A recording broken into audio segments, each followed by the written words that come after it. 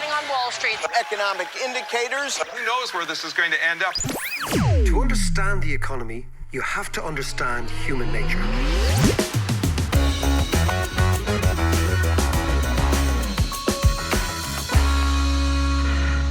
Welcome to the David McWilliams podcast, where we try to make economics accessible, less complicated, and more open to everyone, because sometimes economics can get highfalutin and can be difficult to understand, and we feel it's important to make things much more simple. Now, last night, I don't know if you watched it, I was on Netflix and I watched Knock Down the House, which is an amazing Netflix documentary about the last congressional election in the United States. It focuses on Alexandria Ocasio-Cortez, but it also has other women who tried to break the mold in American politics. And it's really fascinating. And when I was watching it, I thought, where does this come from? Is there a link between economic policy of 10 years ago and what we're seeing now, which is huge swathes of the United States shifting to the left? And this is what this podcast is going to be about, because sometimes policy initiatives taken have massively weird ramifications that you never predict and ultimately manifest themselves in new politics 5, 6, 7 years later. If you enjoy the content and you'd like to support us, please consider becoming a patron at patreon.com/David McWilliams. You can unlock a variety of exclusive content, including extra episodes, behind-the-scenes content, Q&As, and, for the next couple of weeks, exclusive tickets for 2 sold-out amazing events at the Dalkey Book Festival. The first one is a conversation between myself and the extraordinary Jared Diamond. Now, Jared Diamond has been called the master storyteller of the human race. I've been looking forward to talking to him for years and years, and it's going to be on Monday the 27th in the Mansion House at 7 p.m. And there's 2 tickets to be won on Patreon. And this is a real gem. You've got the opportunity now to a gig that was sold out after a minute of it going on sale, with a brilliant Stephen Fry and a man who, by designing 3 of the most iconic products of our age, the iPod, the iPad and the iPhone, has changed your world possibly more than anybody else alive. Johnny Ive, the chief designer of Apple. The gig is on Saturday, the 15th of June, in the Seafront Marquee at Dalkey. The tickets have been sold out, but you got the chance to win 2 if you join the gang here at patreon.com/David McWilliams. And you can get all of this, the content, the tickets, the Q&A, all for the price of a pint. So, Johnny, what was the week? Anything strange? It's been all good this week. Yeah, no boxing? Always boxing. I'm doing 3 days a week now. God almighty. It's your midlife crisis. Yeah. And actually, when I miss a day, I actually feel it. I get a bit angsty. Isn't that a bit weird, becoming a gym bunny? That is, Jesus, you're a bit old for becoming a gym bunny. Finn, all good with you? Yeah, all good. Same old, same old. Cool. And I've had one of those, I've been working, doing this and that and the other, just trying to keep all the balls juggling in the air. Yeah, it's the run up to the summer. It's the run up to the summer, yeah. Well, we've got the book festival coming up, so there's a lot of stuff going on. A lot of stuff in the background, putting together 70 odd events over 4 days. Let's say there's a lot of angst in the family. I'm sure there is. I'm sure it's all temper's frayed. Temper's frayed, but it's all good. It's all good. It's all good. So we were talking recently about American politics. Actually, I saw a thing on CNN and they were talking about the Trump voters that get disillusioned with Trump are now veering towards Bernie Sanders. And they're seeing Bernie Sanders as an interesting replacement or alternative to Trump. Well, that's an interesting point, because Bernie Sanders was here. Remember, we brought him over for the book festival. Yeah. And myself and Shan spent a lot of time with himself and his Mrs. Jane, and we had a really, really lovely time with them. Really nice people. And what Bernie was saying to me in that interview when I sat down and spoke to him, he was saying that his people and Trump's people aren't a million miles away, because they are the left behind. Yeah. They are the people who are left behind. They are the people for whom the economy isn't working, and they are the people who feel disenfranchised from the American system. So he always said, and it was very, very obvious to me, or it's not obvious to me, it was very clear to me that Bernie was saying, they're also my people, that I don't represent the elites, I represent the left behind. And yes, they went for Trump, but you're right. They might now go for Bernie or some version of that. So weirdly, Bernie and Trump are interchangeable Well, for a lot of voters. Well, I think they are because, I think Bernie would go mad about that and Trump would go mad about that because they do see themselves as totally different. But there is an area in the middle of people who feel that America and the economy is not delivering for them. And they are definitely, they have the very similar sort of policies. If you listen to Bernie about healthcare, right? Yeah. If you listen to Bernie about social welfare, if you listen to Bernie, they're all solutions for the problem that Trump has the opposite solutions for, but they're the same people they're talking to. Yeah. What I find really interesting is, particularly in the Democrat race, is that it's so incredibly crowded now. And there's some interesting personalities rising to the top, like your one, Alexandria Ocasio-Cortez. Well, I can never get that right. She's the firebrand now, and the congresswoman from Bronx, I think, so the Queens or something in New York. And this is what I want to talk about. It's what is driving her, and is there a connection? So there's two things going on here. Trump says, today the stock market reached the best ever, and that's an endorsement of me. And I'm looking at it and thinking there's something different going on. Is the rise in the stock market the very reason that American youth are going to AOC, Alexandria Ocasio-Cortez? And if it is, this is interesting. So the argument is the following, that America goes into recession in 2008. The Federal Reserve under Ben Bernanke decides we are looking at a Great Depression here. We've got to do something to fix the American economy before it totally slides. What they do is they rip up the monetary rules that they had all the time. They say, okay, we're going to actually have a new policy. And that policy is we are going to give new money to the banks for old assets on the banks' balance sheets. Because the banks basically were in what Keynes called a liquidity trap. The banks had too much bad debt and they didn't want to lend no matter what the rate of interest. And the people and American companies had too much existing debt and they didn't want to borrow. So therefore the economy got stuck. So the Fed said, what we're going to do is we're going to go in and we're going to give the banks money and we're going to coax them to lend by reducing interest rates to zero and by buying up loads and loads of bad assets, by putting them on our balance sheet, taking them off the bank's balance sheet so the bank's balance sheet looks better and they can begin to lend. So that was the logic. So essentially it's just making up money. Well, it's horrible. Money's always made up. It's the greatest cash for trash scheme the world has ever seen. It's America, my friend. But anyway, so think about it. So the bank, the Federal Reserve does this, and Bernanke identified this recession as being very different. It was what's called a balance sheet recession. So what was wrong with America and the rest of the world was that the balance sheet was broken. So the assets that people had bought in the boom, had collapsed in value. But the debt they incurred to buy those assets hadn't changed. So their balance sheet their assets were lower than their debts. Balance sheet was broken. So Bernanke says we're going to have to refloat the balance sheet. How do we do this? Either we can default on the debts or we can reflate the assets. So we don't want defaults on the debts, so we'll reflate the assets, and what we'll do is we'll cut interest rates to zero, and that'll push up asset prices. And what's the outcome of that then? Now, this is the interesting thing. It worked over time. It's called trickle-down economics. You might have heard of it, Mrs. The old Ronnie Reagan stuff. Mr. Reagan, right? But this is like hyper trickle-down economics, because basically what we're going to do is we're going to reflate the balance sheet.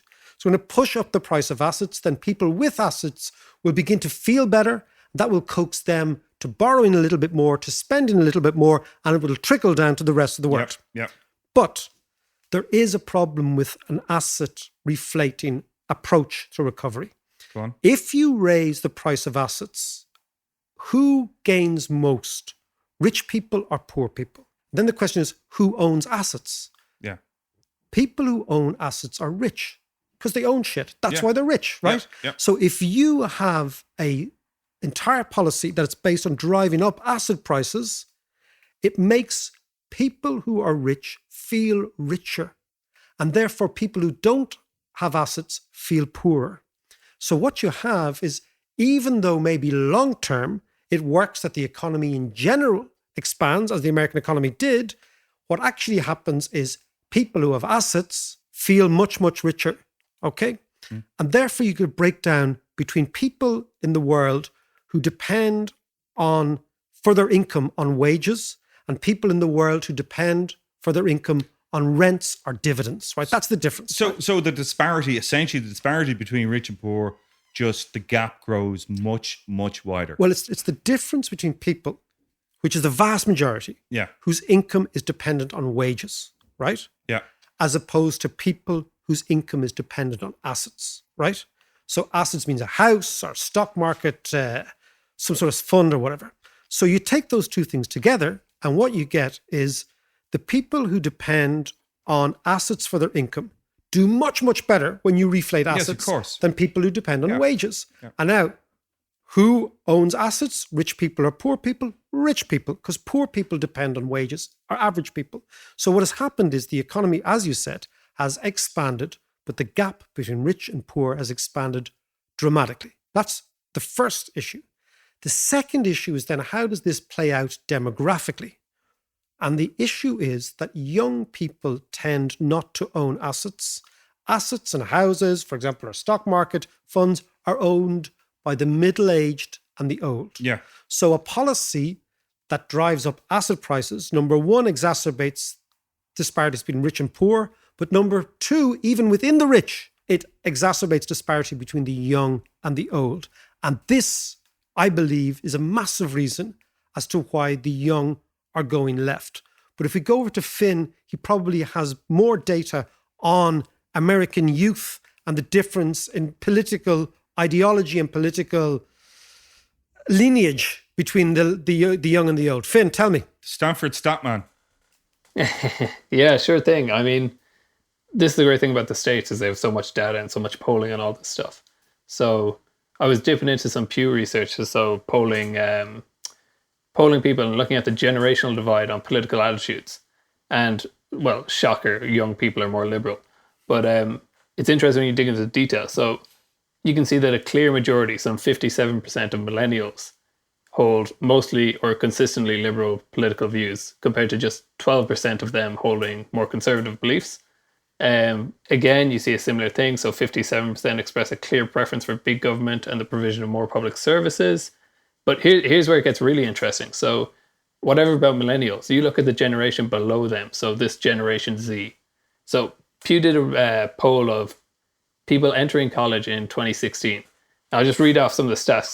They're pretty impressive. So it's 80% believe that the federal government should address climate change. 71% say the wealthy should pay higher taxes. 68% say gun control laws should be more strict. You know, these big liberal positions. And topping all that, so 36% of those entering students identify themselves as far left or liberal. And that's up from 24% in 97. So Wow. It's not just that the left have always been liberal. We know that. But it's that a greater proportion of the left are identifying themselves with these beliefs. You know, I mean, that's it. So what you're seeing, like, I think it was Churchill said, if you aren't a socialist at 20, you have no heart. And if you're still a socialist at 40, you have no head, right? Now, notwithstanding that, I think what Finn is saying is that the young have always been left and liberal. And some of us are still left and liberal as we get older, right? Yeah. But what we're seeing in America is something greater than this. We're actually seeing a much, much more sense amongst the young that we have no stake in society. And this is the key. So when you feel that your stake in society has been diminished because you don't have the assets which have risen in value, and you're probably working in some sort of precarious employment where you don't necessarily have the same wages or the same standards or the same legislative protection as your parents did, you begin to think, who's going to protect me? And that's where Bernie's message is interesting. That's where AOC's message is interesting. And that's where the young are going. And I find that really quite interesting. And at the root of it is the monetary policy called quantitative easing, which was designed to protect the assets, if the truth be known, of the baby boomers, who were the people who actually lost out in the last housing and stock market boom. Just before you get into that, because I actually did a few stats of my own, believe it or not. Shocker. Ooh. All right. Bit of competition for my job here. All right. No, but I was looking at the demographic breakdown in America. And when we talk about millennials and the actual number of millennials, so there's 71 million millennials in the States, and that accounts for about a quarter of the US population. 30% of the voters are millennials, and 2/5 of them are in the working age. So I'm not saying nothing about the Gen Z guys who are coming up behind. So what I want to ask you before we get on to QE and stuff is, as the current millennials, given the stats that Finn spoke about, it's in the post essentially that America will shift more left in the 2020 election, perhaps? Well, let's go back and see what QE does, right? What has happened is you reduce interest rates to zero. You drive up asset prices. The major asset you drive up is houses. That's what most people think of when they think of assets. They think houses. Yeah. You're also driving up rents. So what you have is millennials are therefore competing with each other in these major American cities, and urbanization is going on at the same time. Rents are going through the roof. House prices are going through the roof. Those millennials, those 70 odd million, are now thinking, we don't have the same stake our parents had. So what are we going to do about it? For years and years and years, you said the market will provide the houses and this, that, and the other. Well, the market has provided the jobs, but it hasn't provided the assets. So they will vote for whatever politician or mix of politicians who says, we are going to go and we are going to begin the process of what the Americans did in the 1950s of public works. We forget that in the 1950s, the Americans built houses, they built all sorts of public infrastructure. And they're going to vote for the guy or the girl who says, we're going to do that. So moving to the left is a totally logical position to take. Now, what is interesting is because so many of the commentators and the commentariat are older, of our age and older, they see this as a massive socialist threat and the way they use communism and Marxism. But in actual fact, it's only the rational reaction of a massive demographic that feels left out. Right. Finn wants to say something. Yeah, so just to say that so much of US politics is about making this emotional appeal. And you see Donald Trump do it. You see Bernie Sanders doing it. And a lot of we'll say these people that are down and out that support both of them from different ideological perspectives, they share a lot in common. So what you see is polling this far out from US presidential election is bollocks, in short. But you see a lot of Bernie voters would actually switch to supporting Trump if Bernie drops out of the race, and vice versa. In some provisional polling data, you see that. So it's not necessarily that these people are fundamentally leftists. It's that they're fundamentally disenfranchised by the society, I guess. So if we take that there are lots of people in the middle who are either Bernie or Trump voters, there's another cohort, which is the younger, slightly more affluent people in the States who would have progressed from maybe being teen socialists to late 20s, early 30s Republicans, okay, as they got richer. Now what we're seeing is maybe they will not graduate to republicanism. They will not take the Winston Churchill idea that if you're a socialist at 20, you've a great heart, but if you're a socialist at 40, you've no head. They might say, hold on a second. This idea, which we would call European social democratic left, is what we should do. And this is what AOC is tapping into. And I suspect this is the new dispensation in America. And it makes total sense because, as you said, the disparities of income are so significant and the disparities of wealth are so significant. And for the first time ever, that idea that you go to college and you get on a sort of a conveyor belt and you do well and you have a great stake in society has broken down. Yeah. And that's the change. And I believe at the source of this change was the policy reaction to the last Great Recession. Because by only cutting interest rates and not expanding public works, what you did was you exacerbated profoundly the asset bias in the recovery, and that biased and jaundiced rich people over poor people, and even within the middle class, old people over young people. And that's why you're seeing middle class kids go left. And I suspect they might stay left.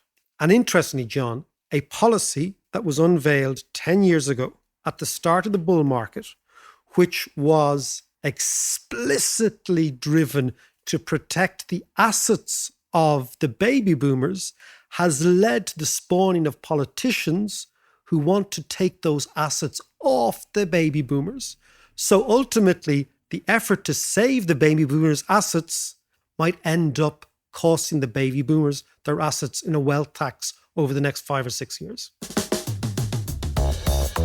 Thanks so much for listening to the podcast. Now, if you like our content and you want to support us, please consider becoming a patron at patreon.com/David McWilliams.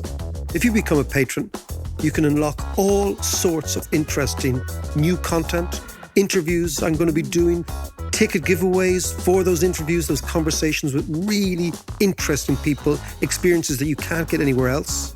And this will ensure that the podcast remains ad-free and you can get all of this stuff for the price of a pint.